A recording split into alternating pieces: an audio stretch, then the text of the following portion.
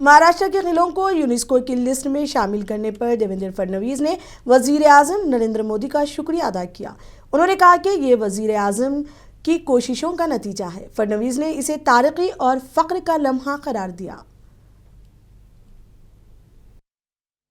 आज मैं सबसे पहले देश और दुनिया के सभी छत्रपति शिवाजी महाराज के प्रेमियों का अभिनंदन करता हूं, उनको बधाई देता हूं कि हमारे छत्रपति शिवाजी महाराज के 12 किले यूनेस्को द्वारा वर्ल्ड हेरिटेज साइट के रूप में कल मान्यता प्राप्त कर चुके हैं।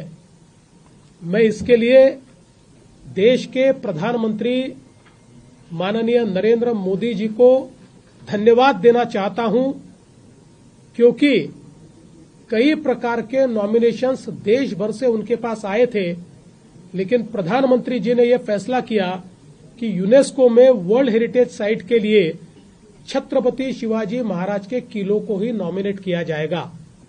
और पिछले 1 साल में लगातार इसके लिए बहुत जद्दोजहद की गई है। वहां से यूनेस्को की टेक्निकल टीम्स यहां पर आई। हमारी टेक्निकल टीम्स, हमारे जो सांस्कृतिक कार्य मंत्री आशीष शेलार जी और हमारे अपर मुख्य सचिव खारगे जी, इनके नेतृत्व में वहां गई। वहां पर हमने टेक्निकल प्रेजेंटेशंस किए। जो अलग अलग एम्बेसडर्स हैं उनके साथ हमने वार्तालाप किया। Ministry of external affairs, ministry of culture, Bharat सरकार, इन्होंने इसमें बहुत मदद की। और मैं, हमारे उप मुख्यमंत्री एकनाथ शिंदे जी, अजित दादा पवार, हम सब ने आदरणीय प्रधानमंत्री जी को ये निवेदन किया था कि भारत सरकार, चूंकि इसमें 20 देश वोटिंग करने वाले हैं, तो इसकी अगुवाई भारत सरकार करे।